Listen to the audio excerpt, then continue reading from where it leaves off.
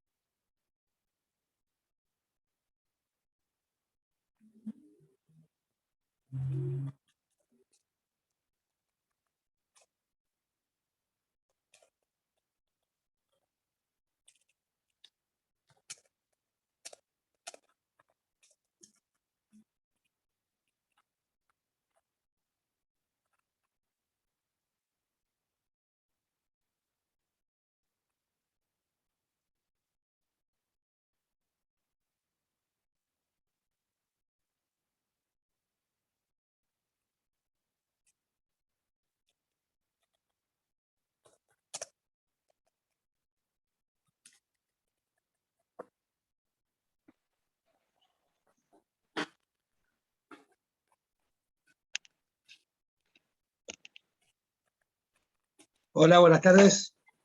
¿A quién tenemos hoy? Buenas tardes. Hola. ¿Cómo es tu nombre? Delfina García Rolfi. García Rolfi, bueno. ¿Quién más está? Madrid Facundo. Facundo, ¿qué más? Hola, buenas tardes, Nogueira Camila. Nogueira. Sí, Nogueira. Bien. ¿Alguien más? Sí, Correa Anabela. Buenas tardes. ¿Cómo me dijiste? Correa Anabela. Correcto. ¿Alguien más? Magalí Esquivel. Medina Estefanía. Bien. ¿Candela Magalí? Magalí Esquivel. Esquivel.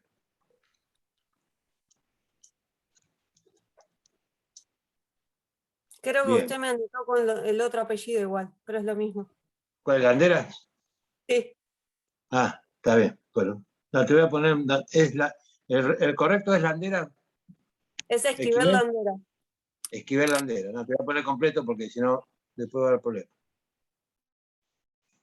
Bien. Bien. ¿Alguien más que no se haya nombrado? Sí, profe, yo. Sofía Bien. Rojo. Rojo. Sofía. Bien. Se ha completado un poco más el grupete. Bueno. A ver. Márquez, arriba Rojo.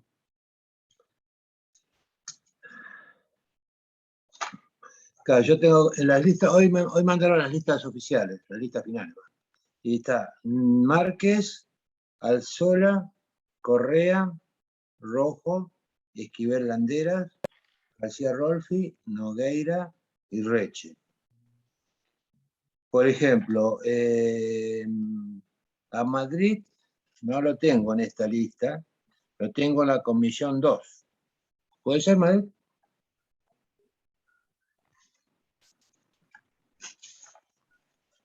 Facundo, ¿estás ahí? Estoy acá. ¿Me nombró?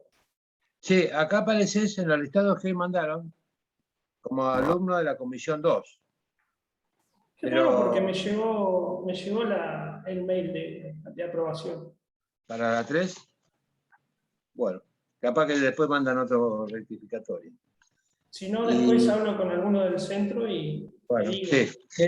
sí, hacerlo chequear ese tema, porque, por ejemplo, Correa, sí, Nogueira está, Madrid, bueno, sería el tuyo, García, Medina, hay una chica Medina que estuvo el otro día. ¿Hoy está Estefanía Medina? No. ¿Acá hoy, presente? No. Y me parecen todos menos vos, Madrid, y me aparece un tal Reche, que no sé si ¿Usará o no usará? Hasta ahora no lo he visto nunca. No sé. No lo he escuchado nunca. Bueno. Averigua eso, Facundo, del tema de la lista, porque vos apareces en la 2 todavía. Bien. Bueno, profe, listo. Perfecto. Bueno, chicos, a ver. Vamos a ver cómo les fue, si ya trabajaron algo en el práctico que vimos la semana pasada, ese de la muerte del gas. Si ya trabajaron algo, tuvieron alguna posibilidad de ir analizándolo, de empezar a trabajar un poco la responsabilidad que cabe a cada uno de los que en principio serían los responsables de esta muerte en este siniestro que ocurrió en el departamento alquilado. A ver, ¿alguno de ustedes me puede dar una información respecto a ese tema? ¿Cómo analizaron los legitimados activos y los legitimados pasivos? Vamos a empezar por eso. A ver. ¿Quién de ustedes me puede dar alguna información con respecto a esto para definir los legitimados pasivos y los fundamentos por los cuales ustedes pedirían que se condene al pago del posible reclamo y se va a generar como consecuencia de este siniestro? A ver, alguno de ustedes que me pueda dar, por lo menos mencionar, quiénes serían los legitimados pasivos y un poco por qué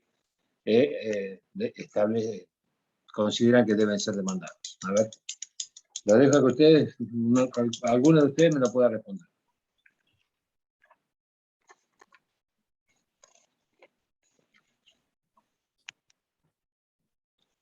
¿Se anima alguien?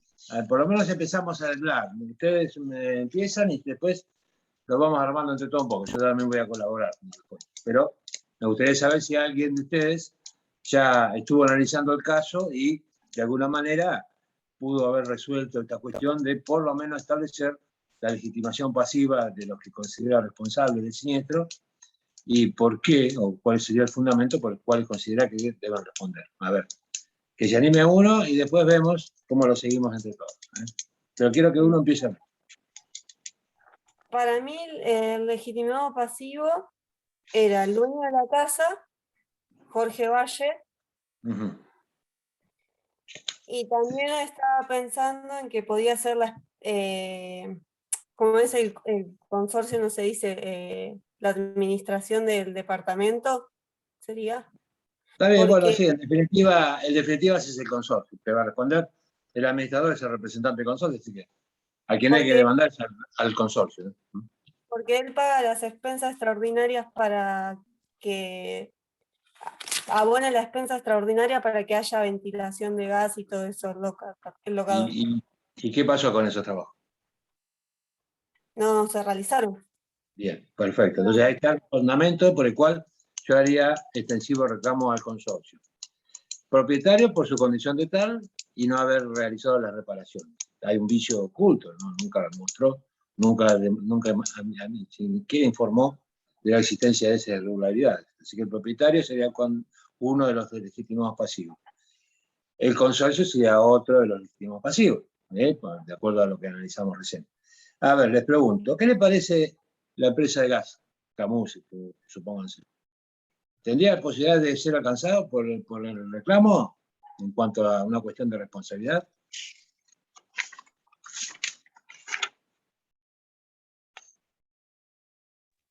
Por lo que leí, no podía ser alcanzado la empresa de gas porque solamente entran al departamento una vez que lo habilitan y después no entran más, salvo que haya algún problema en el edificio. Bien, y en este caso, ¿qué pudo haber sucedido? ¿Qué sucedió? ¿Por qué considerás que la empresa Camusi puede ser alcanzada en el reclamo? ¿Qué te parece a vos? En base a lo que no puede. Que no puede. Bueno, pero en base a lo que vos me decís, la empresa tiene un control sobre la realización de los trabajos que deben realizarse. ¿Por qué te estoy diciendo esto? La empresa es la encargada de autorizar, habilitar el suministro de gas si están reunidos todos los requisitos necesarios para ello. Ante una irregularidad demostrada, porque hay una expensa que se está cobrando para hacer esos arreglos, Evidentemente esa irregularidad existe y ha sido detectada, esa falta de ventilación y demás. La empresa debió haber cortado el suministro de gas, exigido el cumplimiento de las reparaciones, y una vez que se efectúan las reparaciones y comprobar que se han hecho y que el sistema funciona, habilitar el gas. Eso no sucedió. Por lo tanto, también alcanza la responsabilidad de la empresa por el incumplimiento a su condición de supervisión de las tareas. Eso es importante que lo tengan en cuenta. Es decir, no solamente el consorcio es responsable porque no realizó las tareas que debía realizar a pesar de estar cobrando, no solamente el copropietario que alquiló el departamento con esas irregularidades sabiendo que había que hacer esas reparaciones y no se hicieron, sino que la empresa también está obligada a supervisar las reparaciones y todos aquellos trabajos necesarios para que la ventilación de una unidad funcional sea la correcta. Por eso también es alcanzada y puede ser demandada en este caso por esas circunstancias de falta de supervisión de las tareas. Por eso hablaba yo, hago hincapié en el tema de la responsabilidad y los posibles legitimados pasivos, porque ven hasta dónde puede alcanzar la posibilidad de demandar a la empresa por esa falta de actividad positiva, es decir, hacer las revisiones necesarias o supervisar las tareas para evitar lo que en definitiva pasó, que fue la muerte de los chiquitos. Entonces, también acá la responsabilidad pesa con la empresa. Y también hay otras dos que seguramente van a estar presentes. ¿Qué les parece a ustedes? Un consorcio que efectúa una actividad puntual que es la decisión de los consorcistas, donde el administrador es la persona visible, pero en realidad el ente es el consorcio. El administrador solamente representa a los copropietarios, pero quien aparece como responsable de alguna cuestión que provoque un daño es el consorcio como tal. Y seguramente, analizando la normativa de fondo, tiene obligaciones el consorcio para gestionar la administración de los espacios públicos, ¿no? Básicamente el consorcio, el administrador, es el que administra todo lo vinculado a los espacios públicos y los espacios privados, cada copropietario es responsable. Pero acá el ente, consorcio, seguramente va a tener alguien que respalde las posibilidades de generar un daño. ¿Quién puede ser? ¿Qué puede responder ante la posibilidad de generar un daño una persona tercera a consorcio? Lo mismo que con relación a Camus. La actividad Camus se genera un daño. Ante un reclamo judicial, ¿quién puede presentarse a responder por los perjuicios que puede generar la actividad? ¿Qué les parece a ustedes? Por ejemplo, yo tengo un auto, choco. ¿Quién va a responder por mis daños? ¿Una aseguradora? Exactamente. Entonces también la demanda va a poder ir dirigida a la aseguradora de ambas empresas, o sea, de la empresa gas de Camusi y de consorcio, porque está obligado por ley el administrador a tener un seguro, donde va a cubrir todos los riesgos que genera la administración de un consorcio. Entonces, fíjense hasta dónde vamos a extender nuestro reclamo y con relación a quiénes son los legitimados pasivos. Acá el único que quedaría afuera es el que tuvo participación, es el portero. En realidad el portero solamente fue un contacto, conectó al locador y al locatario, pero si bien aparece ahí mencionado expresamente su actividad, no tendría ningún tipo de responsabilidad porque él no generó nada, no era responsable de nada, así que el portero en principio no sería responsable, sumado a ello que en realidad el portero es un empleado del consorcio. En realidad, si él hubiera generado algo, el consorcio hubiera respondido por él. Así que no es un legitimado pasivo que lo vamos a considerar en este reclamo. Entonces quedó claro. Legitimados pasivos. Consorcio, propietario, consorcio, empresa de prestador de servicio y las aseguradoras de la empresa y del consorcio.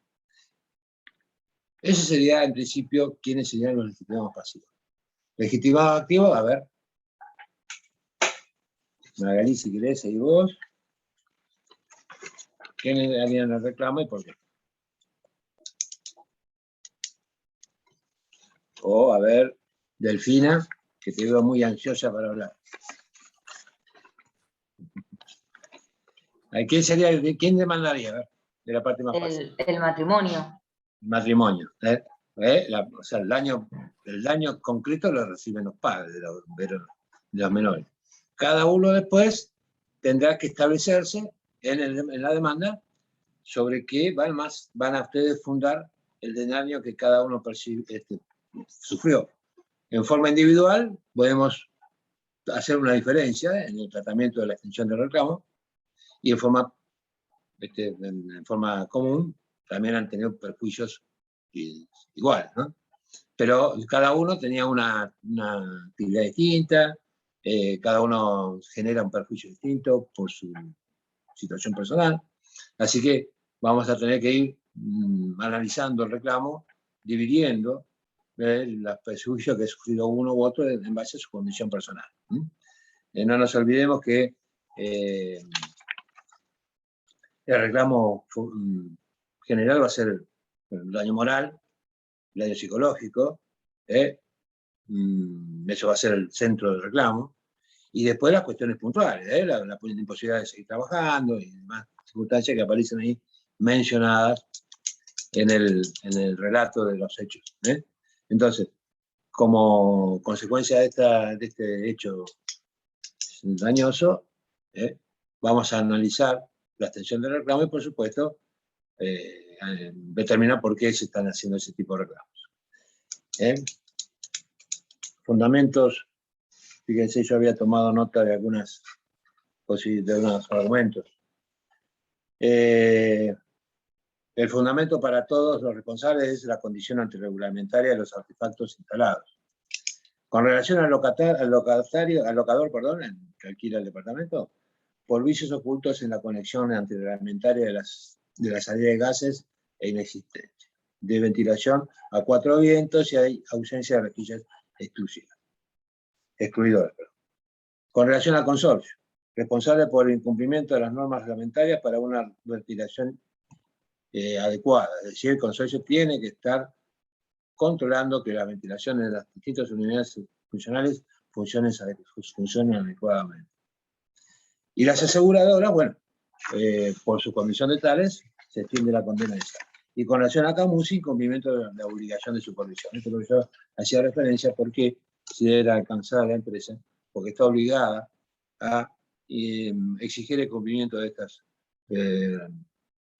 situaciones antirreglamentarias que deben estar presentes para que pueda habilitarse el suministro de gas. Porque esto se hubiera evitado si no hubiera habido gas. Si hubiera cortado gas, esto no pasa. Bueno, este es uno de los temas que ustedes tenían que analizar. De acuerdo a las consignas del trabajo, bueno, lectura y análisis de la documentación que le aporta el cliente en relación al caso propuesto y el derecho que le asiste a sus potenciales clientes. Bueno, ustedes analizarán la prueba documental que le incorpora, que le acompaña a la parte del todo. ¿Qué acción legal le puede asistir a sus clientes? Bueno, ¿qué tipo de juicio iniciaría? Por daños y perjuicios. Un juicio de daños y perjuicios, perfecto. ¿Qué recaudos fiscales y previsionales deben cumplimentarse? Bueno, no nos olvidemos que estamos ante la iniciación de una demanda, y eso exige el cumplimiento de algunos recaudos fiscales y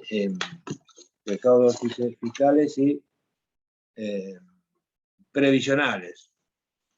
A ver, ¿qué se les ocurre a ustedes? ¿Qué puede ser el cumplimiento de fiscales, el cumplimiento de requisitos fiscales y previsionales? ¿A qué está haciendo referencia en este caso de trabajo? De la tasa y la sobretasa si correspondiera, y el bono ley 8480 creo que era. Sí.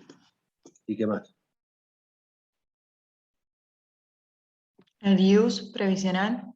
Exacto. Bueno, como ven acá, tasa sobre tasa, bono y anticipo. Acá están los recaudos fiscales, tasa sobre tasa, previsionales, bono no, el bono no es previsional, sino el anticipo. ¿Por qué el anticipo es previsional? Porque es un anticipo que hace el abogado de su aporte a la caja y que va a ser considerado y descontado ese anticipo cuando él perciba sus honorarios en este juicio y los cobre y haga los aportes pertinentes. Es previsional porque es hacia la caja previsional de abogado, ¿no? En su momento se jubilará y cobrará jubilación como abogado. Y los otros fiscales porque tasa de justicia sobre tasa, y la tasa en principio va a las arcas provinciales, y la sobretasa también es una contribución a la caja de abogados. ¿Cómo se calcula la tasa? Bueno, ustedes me podrán decir, en base a que se determina el monto de la tasa. A ver. ¿Cómo se calcula la tasa de justicia? Facundo, ¿estás ahí? Estoy acá, sí. Era el porcentaje de lo que cobraba un juez de primera instancia, pero no me acuerdo el porcentaje. Para. No, la tasa de justicia. Eso es el ius para determinar el valor a los fines regulatorios de un profesional en un juicio. El porcentaje vinculado al sueldo del juez es para los fines de determinar el ius regulatorio, que no es el mismo del ius previsional o el anticipo previsional. Son dos valores distintos. Pero no estamos hablando de eso, sino de la tasa de justicia, que es otro monto a contribuir al momento de la promoción de la acción. A ver, Facundo, ¿te acordás cómo se establece el valor de la tasa de justicia? No, profe. Camila. ¿No es un porcentaje del monto total reclamado? Bueno, pero me llama la atención que no lo puedan establecer porque es algo que ya tenía que haber visto. Tasa de justicia es una de las cosas que se aprenden en procesar, en las primeras clases de procesar. Es el 10% del monto reclamado. Perdón, el 2,2% del monto reclamado y la sobretasa es el 10% de ese 2,2%. Así se establece el monto de tasa. Yo reclamo 1.000.000 de pesos, tasa de justicia es el 2, en realidad es el 2 por 1000, ¿no? Pero es el 2,2% del monto de ese 1.000.000 de pesos. Sobre ese 2,2%, ahí me sale un monto, no sé si eran 22.000 pesos, el 10% es la sobretasa. De 22.000, 2.200 es sobretasa. Así se establece la determinación de la tasa y sobretasa. Que se abona, por supuesto, en formularios específicos que ya están en los sistemas informáticos, que se genera el formulario, se completa y se abona en el Banco Provincia, sucursal tribunal.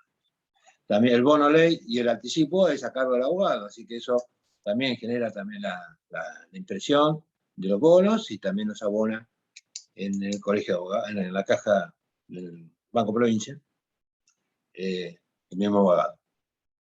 Eso tiene que estar efectivamente abonados y acreditar su cumplimiento, el cumplimiento del mismo con los comprobantes que emite el banco.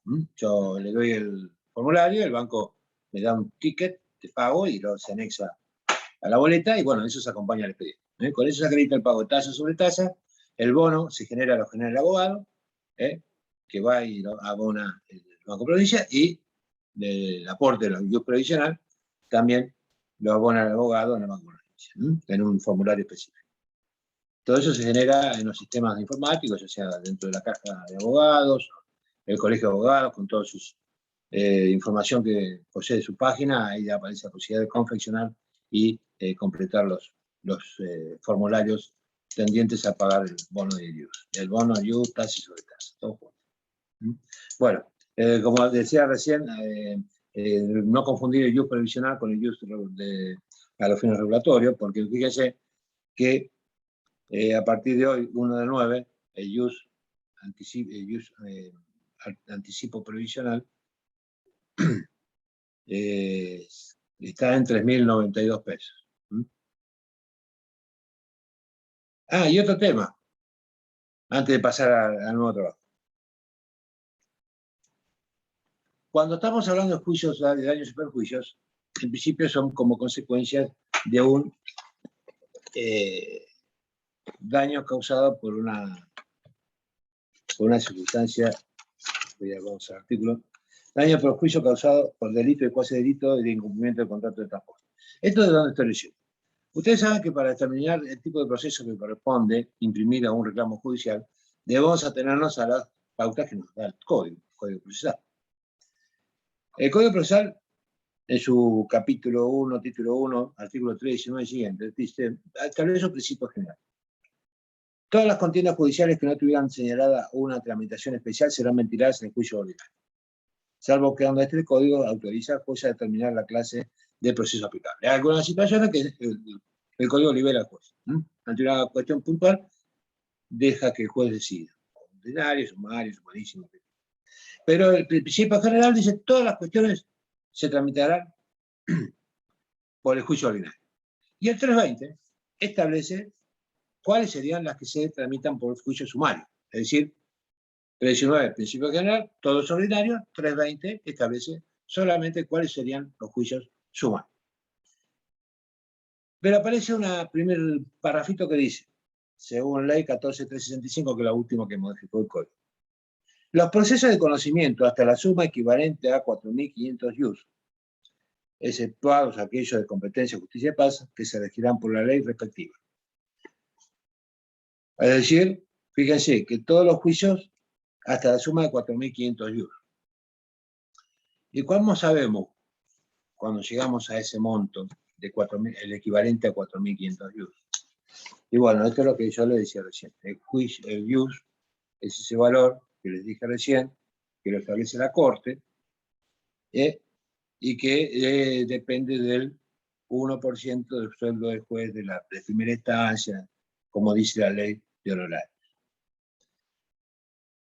Al ius actual, que justo hoy cambió, pasó a 3.092 el valor del ius, si hablamos de 4.500 ius, que es el monto que establece el primer párrafo del artículo 320, es decir, todo lo que sea inferior, o sea, hasta 4.500, de sumario. Lo que supere los 4.500 va a ser ordinario. Hoy por hoy, a 3.092 pesos el ius, tenemos que establecer que si estamos reclamando una suma de dinero por daños y perjuicios, este límite de 4.500 pesos se establece hoy en 13.914.000 pesos. Es decir, si yo estoy reclamando por un juicio de daños y perjuicios, o provocado por un delito o cuasi delito, como el artículo 320, inciso K, me establece, que en este caso tendría que ir por sumario, si el reclamo supera los 13.914.000, el juicio va a tramitar sí o sí por ordinario. Por más que sea un reclamo generado por los perjuicios generados por un cuasi delito, que es el caso que provoca esta pérdida de monóxido de carbono. Entonces, en cuasi delito, en principio, sería juicio sumario, pero si el monto reclamado supera los 4.500 ius, que a valores de hoy sería 13.914.000 pesos, si supera ese monto, tenemos que ir por vía ordinaria. Si es menos de ese monto, vamos a ir por vía sumaria. Es decir, ese piso o esa línea, esa frontera que marca los 4.500 ius, establece si el juicio va por juicio de conocimiento, juicio ordinario, o por juicio sumario. Entonces, todos los delitos, los daños y perjuicios generados por cuasi delitos son sumarios, salvo que el monto a reclamar supere los 13.914.000 pesos, entonces sí o sí va por sumario. Acá hay que ver cuál sería el monto que se reclama. La sumatoria de los distintos rubros que integran el reclamo establecerá el monto final, el monto total, y si estamos arriba o abajo de los 13.914.000, siempre se le va a imprimir un trámite u otro. Acá, ya les dije, el 320 inciso K establece que es sumario, salvo que se supere ese importe. Si se supera ese importe, es ordinario. ¿Quedó claro? Porque acá, dentro de las consignas, me parece que parecía bueno, investigación, jurisprudencia sobre las cuestiones que abordará el demanda, estableciendo el juez competente, tipo de proceso. Cuando habla de tipo de proceso, si hay sumario ordenado. Y ustedes verán, de acuerdo al monto reclamado, si se le corresponde imprimir sumario u ordinario. Pretensión concreta es dirimir fundamentos legales de la misma, es decir, esto que analizamos recién, a quién se le está reclamando y por qué. Hay que fundar por qué cada uno responde por distintos motivos al reclamo final. Legitimados activos, pasivos y rubros. Vamos a individualizar rubro por rubro lo que estamos reclamando. Y cada uno de esos rubros establecerá por qué se demanda ese rubro y cuál sería el fundamento legal.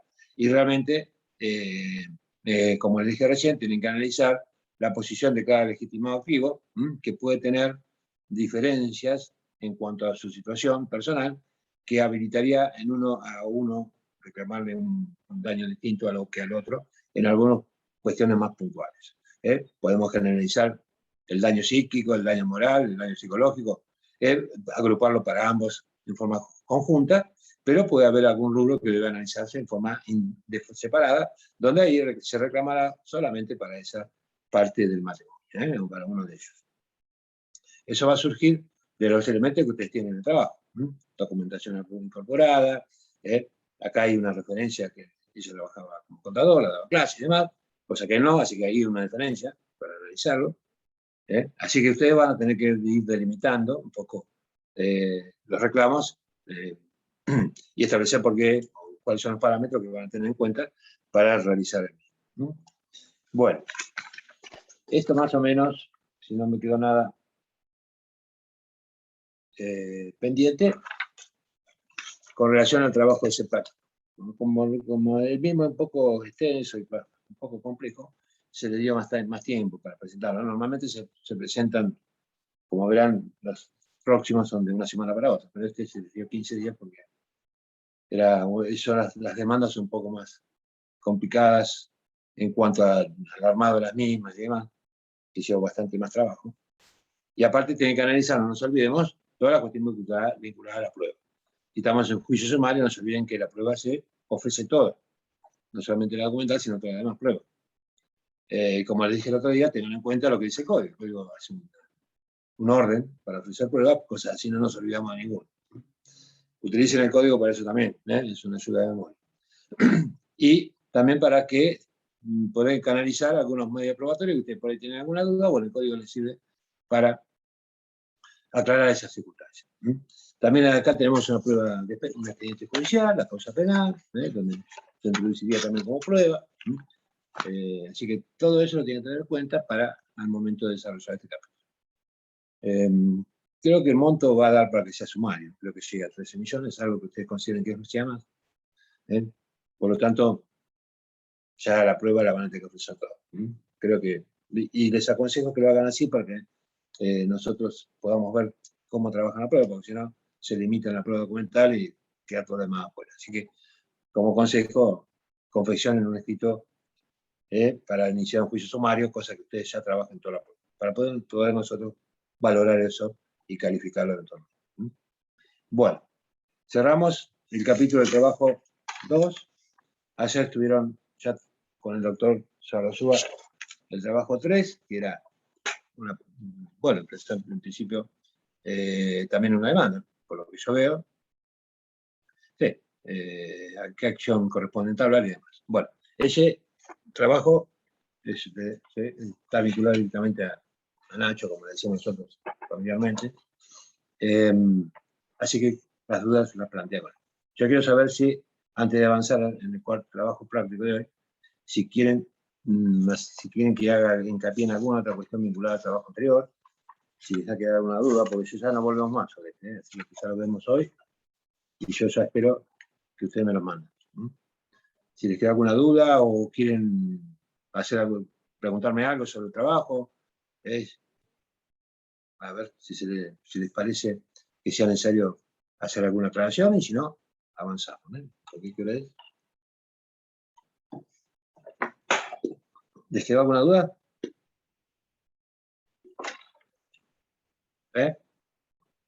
¿Nada? Bueno, qué suerte. Me alegro mucho.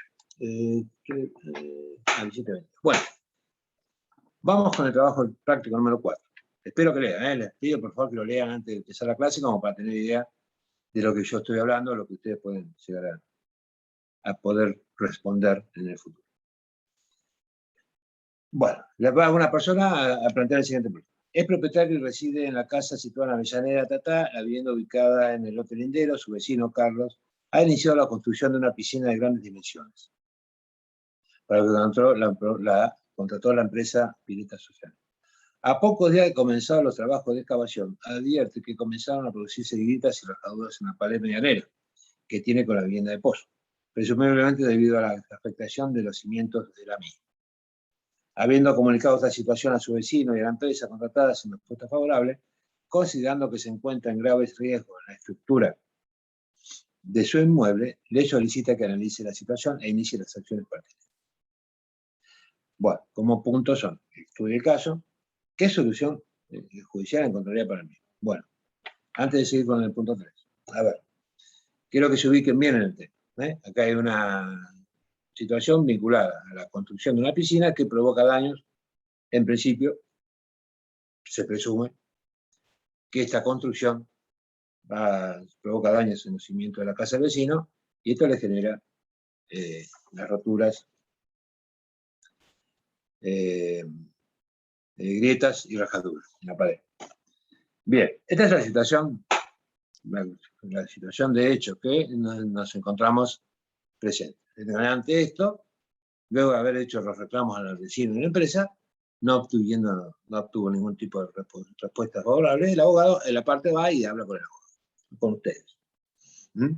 Le plantean esos términos. Bien, ¿qué solución? A ver ustedes, ¿qué les parece que podrían hacer ante una situación de esta naturaleza? Y en principio ver de qué manera pues, se pueden evitar que sigan produciéndose este tipo de grietas y rajaduras el motivo de la construcción de la pileta. A ver, algunos de ustedes, primero. Si no, ustedes no hablan, yo los nombro y los hago hablar a la fuerza. A ver, si alguno tiene alguna respuesta que puedan darme, primero. En una situación que no diría que es común, pero puede ser frecuente, porque acá, el año pasado, el año pasado, se han construido muchas piletas. Y esta situación se ha generado en algunas situaciones puntuales. Así que es algo que no hay que descartar que en algún momento ustedes recibidos tengan este problema, o les vengan con este problema. A ver, ustedes, analizando objetivamente estas circunstancias, que seguramente van a pensar, lo primero que se va a ocurrir es, bueno, lo que provoca las grietas y la rajadura es la obra en construcción. A partir de ahí, yo tengo que establecer y hacerle saber a mi cliente qué es lo que podríamos hacer para evitar que esto siga continuando. ¿Qué se les ocurre a ustedes?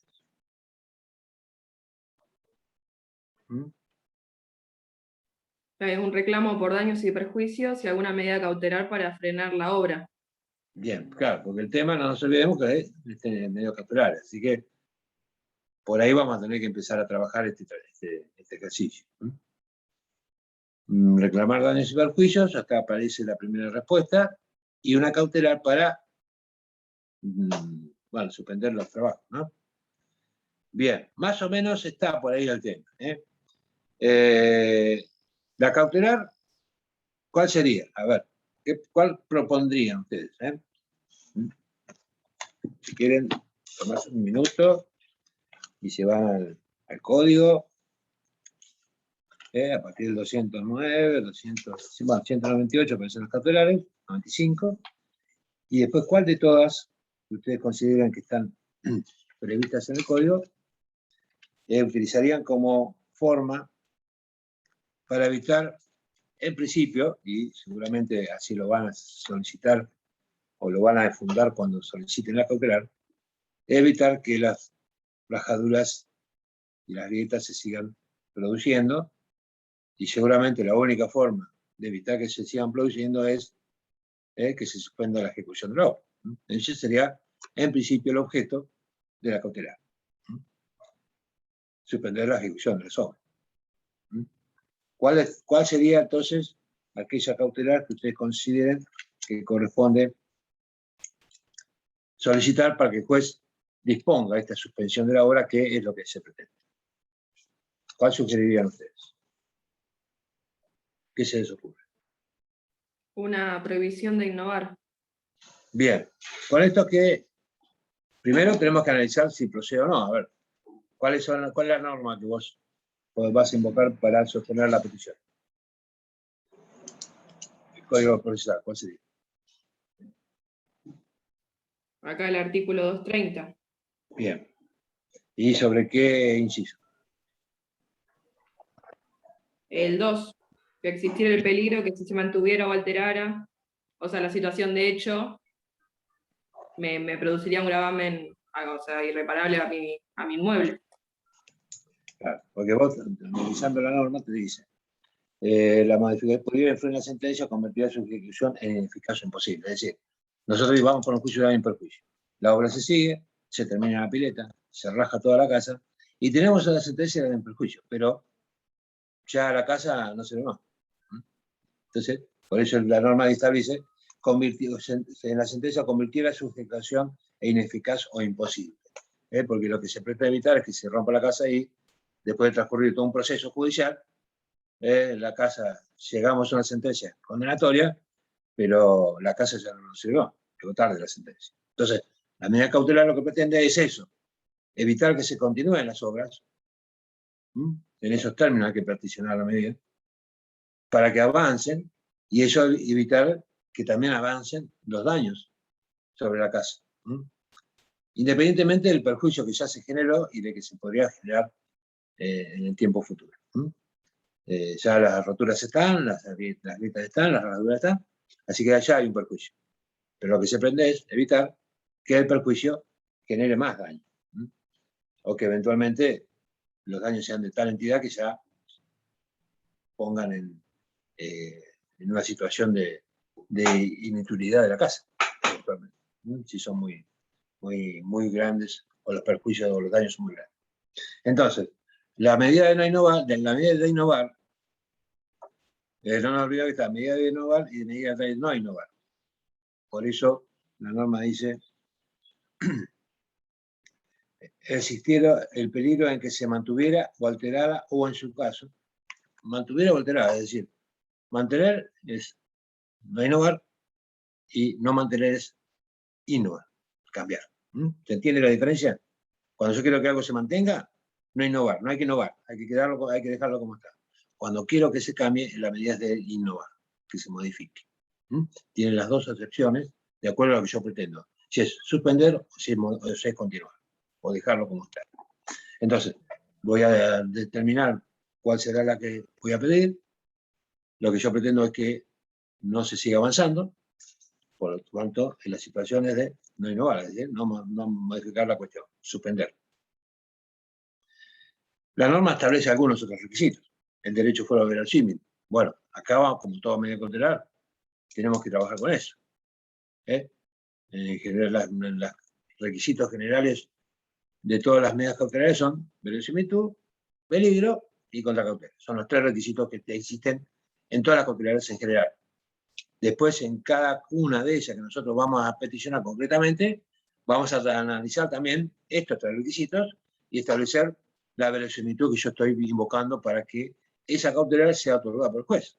Entonces, acá voy a tener que hacer hincapié en esas deficiencias que presenta mi inmueble y cómo lo acredito en forma sumaria. No nos olvidemos que la medida cautelar se otorga a petición de parte sin escuchar a la otra, sin audiencia a la contraria. Es decir, yo, en mi planteo, le tengo que convencer al juez que existe peligro en que si se mantiene la obra en ejecución, mi casa quizás se destruya, se caiga. Que por ahora son gritas y rajaduras, pero puede ser que se vayan generando más daños en mi inmueble. Entonces, yo le tengo que peticionar al juez que suspenda la ejecución de la obra, pero tengo que probar por qué estoy haciendo esa petición. Y acá es donde vamos a la verosimilitud. Entonces, voy a tener que acompañar algún elemento documental para acreditar la existencia de la obra, y voy a tener que también poder introducir algún informe técnico, de alguna manera, de alguien especialista o que conozca, que sea idóneo por su título en cuanto a la ejecución de la obra y los peligros que puede generarse, y poder incorporar también como prueba documental alguna información de un técnico, un arquitecto, un ingeniero civil, o alguna otra de estas especialidades, que están en condiciones que por su título habilitante permitan establecer que la ejecución de esa obra, por su cercanía, por todas las cuestiones que estén vinculadas a la misma, ha sido la que generó estas rajaduras y grietas en el inmueble o en la medianera de mi cliente. Entonces, con esos elementos, fotografías, algún informe de un técnico que lo acompaña, la negativa, quizás como para reforzar la petición del dueño de la casa y de la empresa a realizar la suspensión de la obra hasta realizar defensas que no perjudican a mi inmueble, intimaciones extrajudiciales, cartas de documentos. Todos esos elementos los voy a incorporar para poder establecer fehacientemente que el derecho es verosímil, como me dice el inciso 1 del artículo 230. Hacer hincapié en ese tipo de cosas, inclusive ofrecer testigos.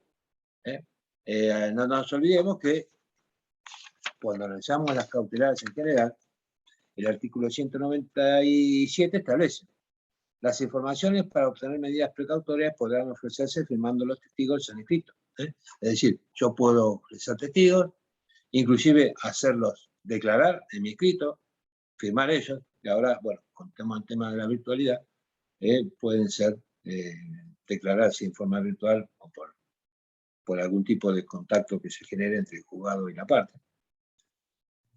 Quienes ratificarán el acto en presencia de aquel en primera instancia. Se admitirá sin más trámite, pudiendo el juez encomendar a los secretarios. Las actuaciones permanecerán reservadas hasta tanto se ejecuten las medidas. Es decir, aparte puedo utilizar la prueba testimonial para que hacer más hincapié en mi verosimilitud. Puede ser operario, alguna persona que conozca esta situación, que sepa de la realización de esta obra y demás. Como ven, trabajar en la verosimilitud es lo más importante en este trabajo que estamos proponiendo a ustedes, y es lo que genera la posibilidad de iniciar, la posibilidad de cumplir con el mismo, ¿no? Que es el tema principal, son medidas cautelares.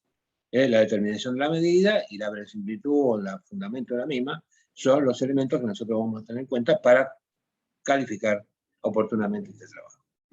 Así que ese análisis que yo le estoy proponiendo, que es analizar el pedido, estableciendo ya cuál será la cautelar, incorporando documentación y suministrando toda la información al juez, para realmente al juez hay que convencerlo que la medida es atinada y es pertinente para que la situación de perjuicio que genera el peticionante no siga avanzando.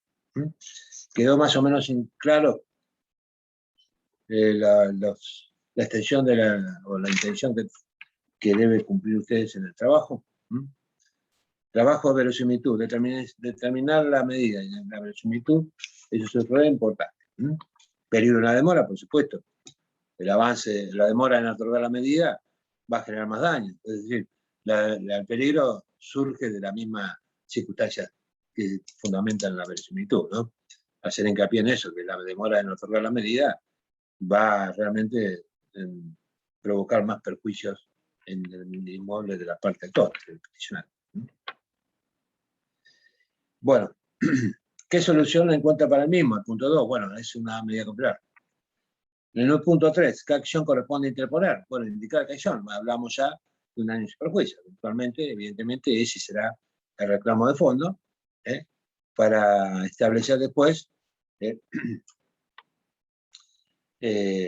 la acción a interponer. Bueno, acá dice, ¿encuentra posible necesario peticionar una medida cautelar previo a la promoción de la demanda? Bueno, ya analizamos esta cuestión vinculada a la cautelar. ¿Qué elementos resultan necesarios para ello? Bueno, acá volvemos otra vez a lo mismo, ¿no?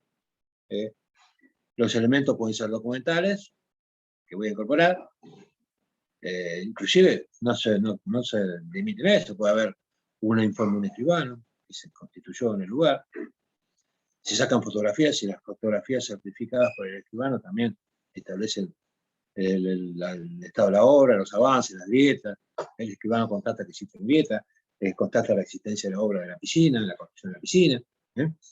Todo eso puede ser motivo de una acta de constatación redactada por el escribano, donde hace referencia a las fotografías y deja constancia que esas fotografías corresponden al momento que se realiza la constatación. Es un acta que presume su buena fe, es un instrumento público en principio porque es redactado por el escribano, así que lo que surge de él no puede ser desconocido por el juez ni por nadie hasta que haya una acción de reducción de falsedad y así sea declarada por sentencia. Mientras tanto, mantiene su plena fe como instrumento público. Así que es otro elemento que también puedo incorporar para generar esa sensación de admisibilidad por parte del juez para otorgar la medida. Por eso, ¿qué elementos resultan necesarios para ello? Ese es el punto 4, el punto 5 de esta cuestión. El punto 6, bueno, la verdad es un derecho. Entonces, nosotros podemos tener dos posibilidades. Iniciar la medida cautelar autónoma, es decir, antes de promover la demanda de fondo, que es posible, o si no, iniciar la demanda y dentro de la demanda un capítulo específico destinado a obtener una condena. Nosotros lo que aconsejamos para ustedes como estudiantes y para el futuro como profesionales es iniciar todo junto. ¿Por qué? Porque acá pueden suceder cuestiones ajenas a la voluntad de las partes, por ejemplo, demoras que se pueden provocar por situaciones, suspensiones de plazo, otra pandemia, algo que no podemos manejar nosotros como parte. Y sabemos que las medidas cautelares, si me dejan buscarlo, se producirá la caducidad del pleno derecho de las medidas cautelares que se hubiesen otorgado y hecho efectivas antes del proceso. Si tratándose de obligaciones exigibles, no se interpusiera la demanda dentro de 10 días siguientes a su tramo. Es decir, la caducidad se genera después del pleno derecho si yo no inicio la demanda de fondo dentro de 10 días otorgada la medida. Y ya les digo que otorgar la medida no significa que fue la otorgue, sino ejecutarla y cumplirla. Y eso puede ser motivo de discusión, porque yo digo, no, la juez me la otorgó tal día, a partir de ahí empiezan a correr los 10 días. Y otro dice, no, después la otorgó, pero recién el cumplimiento se pudo efectivizar 15 días después. Así que a partir de los 15 días hay que computar los 10 días de caducidad. Entonces, estas discusiones se pueden evitar tranquilamente si yo promuevo la acción de fondo, el juicio de daños y perjuicios, y como un punto de mi demanda, solicito la cautela. Y ahí trabajo todo lo demás. Trabajo verosimilitud, trabajo pedir una demora, hago referencia a la documentación, que me va a servir también para el juicio de fondo, seguramente. La fotografía, el acta notarial, el informe de un técnico que hace referencia a la obra y a la existencia de la obra, y a las rajaduras que son consecuencia de la misma. Todo eso me va a servir también para la cuestión de fondo. Pero a los fines de la cautelar voy a utilizar estos elementos para poder fundar mi verosimilitud. Entonces, la petición concreta de la medida, el desarrollo de la verosimilitud y del peligro, la documentación que voy a incorporar para acreditar la existencia de estos requisitos para la presencia de la medida, y la ejecución de la misma, que va a ser una resolución judicial donde el juez dispondrá la medida en el lugar y notificará tanto a la empresa como al vecino de la misma, y va a lograr con eso la suspensión o la ejecución o la continuación de los trabajos. Hasta que en definitiva se resuelva qué va a pasar en el futuro. Esto va a ser algo que es, como todo cautelar, se va a mantener mientras se mantengan los motivos de la misma.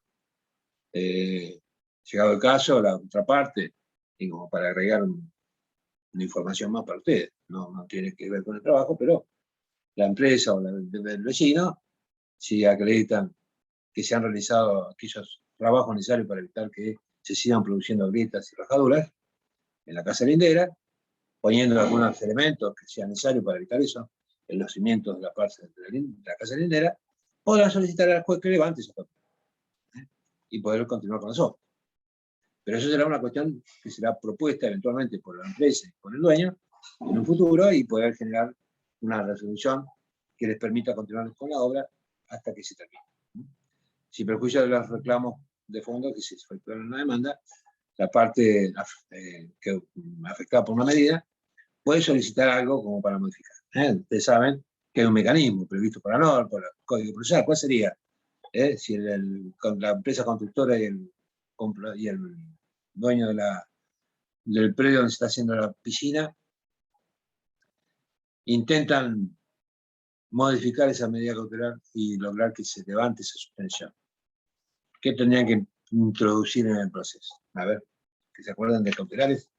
Porque las cautelares son tanto las que se otorgan como las que se piden el levantamiento. También la parte afectada puede pedir un levantamiento. ¿Qué puede pedir la empresa constructora y el vecino para que esa obra continúe? Con relación a la cautelar. A ver, ¿qué se les ocurre? Una contracautela. Una No, no, mejoría de La la contracautela. cautela. La contracautela en principio es lo que va a garantizar al que peticiona, la forma que garantiza el peticionante una medida cautelar los posibles perjuicios que genere esa cautela. Es decir, el juez va a otorgar una medida cautelar y va a pedir que se garantice de alguna manera que si esa medida cautelar se otorga en forma sin derecho, en forma injusta o que genera un perjuicio, se va a hacer cargo, el que pidió la cautelar, de esos perjuicios. Entonces le exige una contracautela al peticionante. La contracautela la presta el peticionante. Y puede ser un depósito judicial, ofrecer un bien en garantía, o una caución juratoria. Se hace responsable, presta juramento, que se hace responsable del perjuicio que pueda provocar esa cautela. A eso se llama contracautela. Es la misma parte que pide, no a la otra parte. La misma parte que pide tiene que cautelar lo que el perjuicio. ¿Y la otra parte no puede pedir la mejoría de la contracautela prestada por el peticionante? Puede pedirla, pero no hace a la medida en sí. Puede pedir que se mejore, la mejora y la medida se mantiene. Lo que yo les pregunto es si tiene algún mecanismo, la otra parte, la parte afectada por esa provisión de Innova, para levantar esa cautelar y continuar con la obra. ¿Cómo tenía que introducir la cuestión en el proceso donde se otorgó la medida? Hay un mecanismo que establece el código. A ver, lean el 203. Anabela, a ver.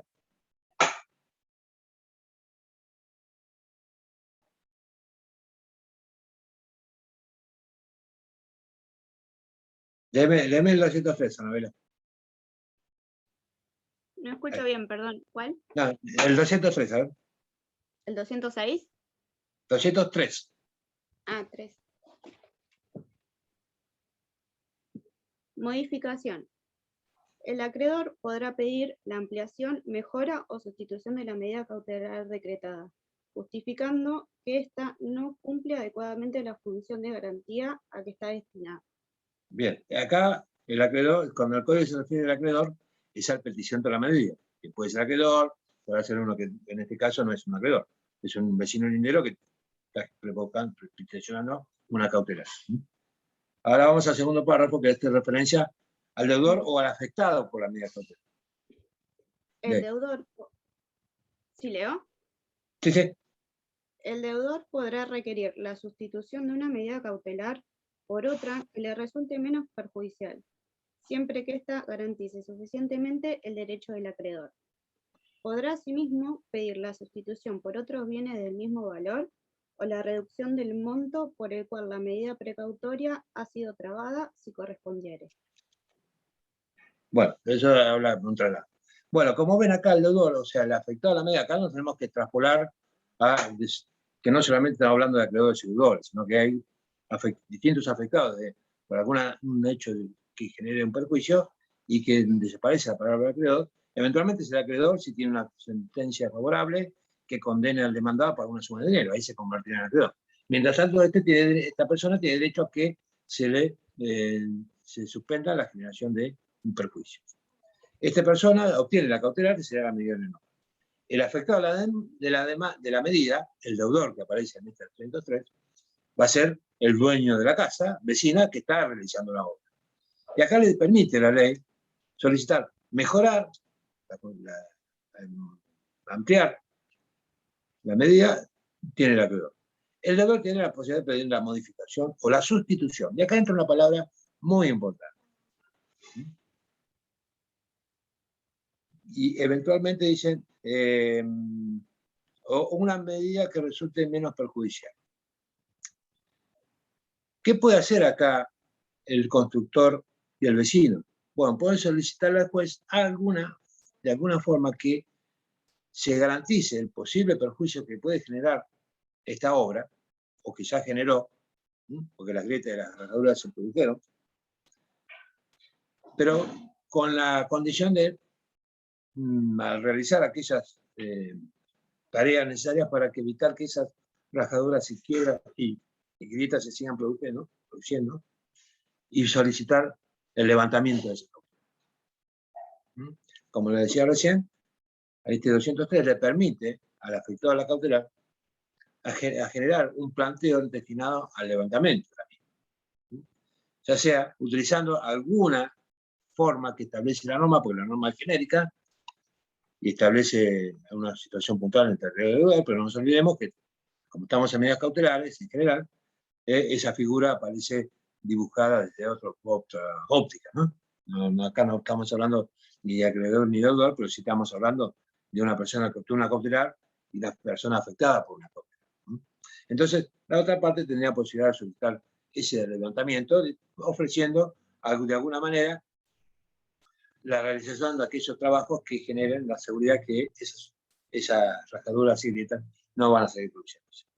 Esto es más que nada para que ustedes vean cómo funciona el mecanismo de las cautelares, que si bien se otorgan no son definitivas, tienen un carácter meramente cuya disposición se ordena cuando existe una cierta circunstancias puntuales, que si se modifican esas circunstancias, válidamente se pueden dejar sin efecto, levantar las cautelares, es más, después tiene facultades para levantar.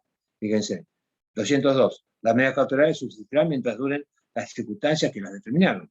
En cualquier momento en que estas tareas cesaren, se podrá requerir su levantamiento. Así que esa particularidad se mantiene en las cautelares. Y fíjense el 204. El juez, para evitar perjuicios o gravámenes innecesarios al titular de los bienes, podrá disponer una medida precautoria distinta a la solicitada o limitarla teniendo en cuenta la importancia del derecho que se intenta proteger. También acá el juez puede cambiar o modificar o darle un alcance distinto a la cautelar que se pide por parte de aquel que la está peticionando. Entonces, teniendo en cuenta esto, refrescando un poco los conocimientos de las medidas cautelares, que ustedes pueden leer un poquito más el código, y si tienen algún código comentado, mejor, van a poder encarar la redacción del escrito a petición de la cautelar. Y les sugiero, por supuesto, que lo hagan dentro de la demanda, es decir, realicen la demanda de daños y perjuicios con todos los elementos que ellos conlleva, es decir, la presentación, el relato de hechos, de prueba, derecho, y después la petición concreta de la cautelar como un punto más de esta demanda, donde se hace referencia a la existencia de los requisitos de admisión de la misma, verosimilitud, peligro y demás, donde yo voy a incorporar documentación, qué tipo de documentación, hacer referencia a lo que surge esa información. Cuando yo digo acompaña, informe un técnico, un arquitecto, un ingeniero civil, donde se desprende que básicamente que remover la tierra y generar esos pozos de 9x6, no sé cuánto mide, han debilitado el sostén del cimiento y que como consecuencia de esas circunstancias se han generado la grieta y demás. Y grietas que se produjeron en el comedor, en el living, hagan referencia a donde están las grietas, si fueron solamente las paredes o los techos. Bueno, ustedes van a poder también utilizar su ingenio para hacer una buena presentación y darle todos los requisitos necesarios para que ella sea ágil a su lectura y sea convincente.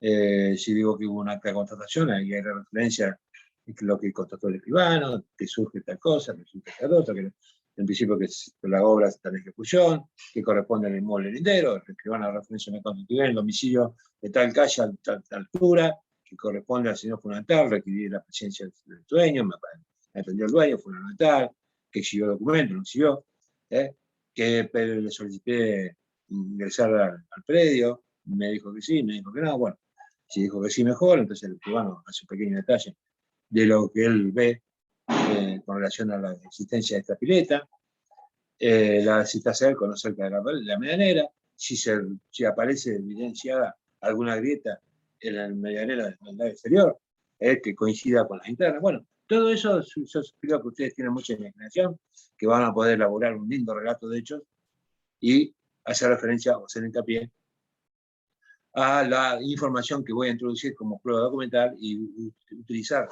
lo que surge de esa documental para argumentar en cuanto a la petición concreta de la causa. Eso es lo que nosotros queremos, que ustedes sean redactores de hechos en base a información que está contenida en un documento, como traspaso la lectura de un instrumento, es decir, el objetivo, y lo relato de alguna manera para darle contenido a mi fundamento en base a este instrumento.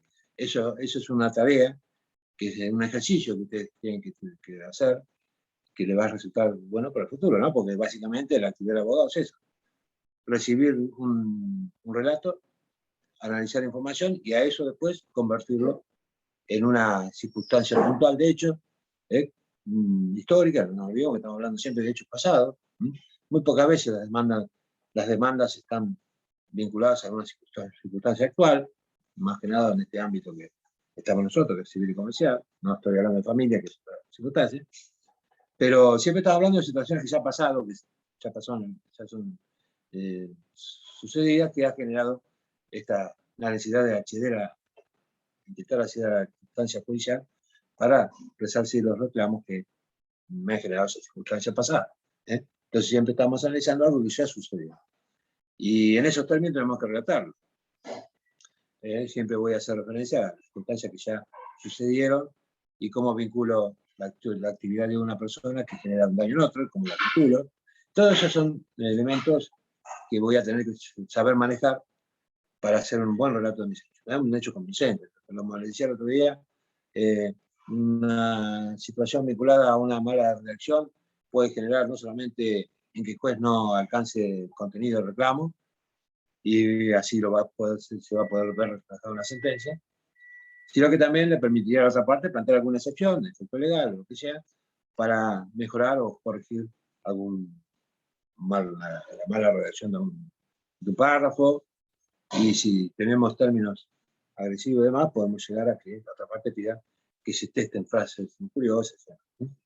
Así que ese mecanismo de redacción es importante que ustedes ya tengan ese ejercicio y vayan vinculando papelería con forma de transmitir su contenido, vinculándolo a la relación de las partes que están litigando en un juicio. Ahora estamos en la parte actual, por ahora. Después veremos cuando actuemos como demandados, cómo será nuestra actividad en un reclamo judicial concreto, y la forma de redactar una contestación de demanda también va a necesitar un ejercicio por parte de ustedes para ir analizando cada hecho que se imputa en la demanda y cómo ver de alguna manera refutándolos para no generar que ante un silencio, ante una mala respuesta, genere un consentimiento de la parte demandada a ese hecho puntual. Una buena contestación de demanda también hace que necesariamente la parte actora deba aprobar todo lo que dice.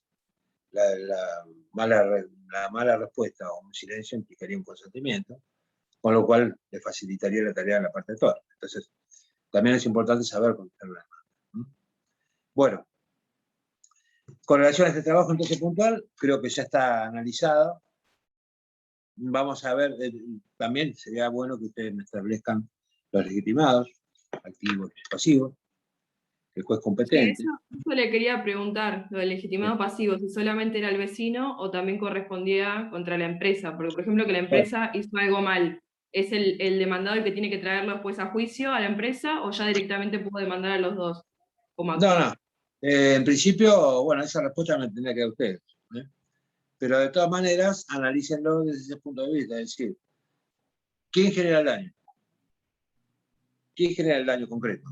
¿Quién hace la obra para que se produzcan las grietas? En realidad el daño lo hace la empresa.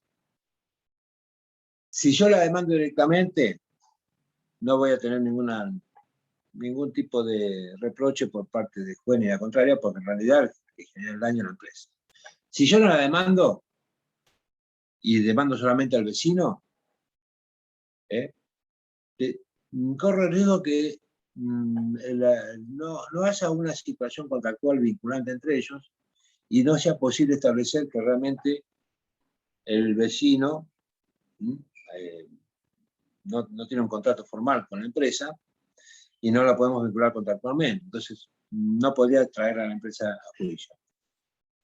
Si hay un contrato formal, si yo no la demando, la va a traer el demandado, el vecino seguramente, la va a pedir que se la cite al juicio, porque realmente es la estructura de las obras, ¿no? Y la que genera el daño. Pero puedo ir contra las dos tranquilamente. Acá no hay forma de que la empresa se evada de su responsabilidad, porque realmente los operarios, los dependientes de la empresa son los que generan el daño. Y el dueño del predio es el que contrató a la empresa, que también es responsable como dueño de los daños que generó la empresa, ¿no? Así que el legitimado pasivo sería la empresa del vecino, y el legitimado activo, por supuesto, es el que sufre los perjuicios, ¿no? Las grietas y los problemas de la pared que tiene la medianera, ¿no? Estoy viviendo ahí que el trabajo, a ver si queda algo pendiente. Solicita que analice la situación e inicie las acciones pertinentes. Bueno, en el escrito van a poder un poco responder las preguntas, pero pueden hacer una respuesta puntual de cada pregunta y después en el escrito el contenido de cada una, ¿no? Para que no quede nada pendiente de contestar, ¿no? Contesten la pregunta 2, ¿qué solución? Bueno, la solución sería iniciando un daño por juicio con la cautelar. La iniciación de la demanda, ¿cuál sería? Si es la cautelar, bueno, un poco se repiten las preguntas, así que pueden responder lo mismo en cada uno, pues todo va para que se responda igual. Los elementos que resultan necesarios para ello, sí, que aquí sí quiero que ustedes hagan referencia a posible documentación que puedan acompañar. Les dije, actuaciones notariales, fotografías, informe de un técnico, arquitecto, un ingeniero civil, donde van a ustedes referenciar a qué surge cada uno de esos elementos que voy a comparar. Prueba que voy a tener que acompañar al momento de poner la demanda, aparte de todas las demás pruebas de los daños y perjuicios. Pues sí, ofreceré una pericial de un perito arquitecto o de un ingeniero civil, para que se expidan los distintos puntos de pericia que les voy a proponer, con relación a las obras, si se tuvieron en cuenta las medidas, la separación entre la medianera y la piscina, y todos esos puntos que yo voy a proponer para que en el juicio de daño y perjuicio pueda acreditar los mismos. Cuáles son las rajaduras que se produjeron, en qué lado, en qué lugar del inmueble del actor se produjeron. El arquitecto constituirse cuando haga la pericia en el domicilio de la parte actora y va a ver dónde están las rajaduras y las grietas, cuánto insume de trabajo para solucionarlo, cuál sería el costo de las reparaciones. Todas estas preguntas les voy a hacer al perito arquitecto cuando ofrezco mi prueba pericial en el juicio de fondo. Pero siempre el juicio debe tener también presente que esa documentación que incorporo al momento de peticionar la cautelar la voy a tener presente también, o la voy a tener como ofrecida para el juicio de fundamento, ¿no? Las fotografías y demás cosas que son las que generan la posibilidad de acreditar la existencia de esas grietas, quiebres que tiene la medianera.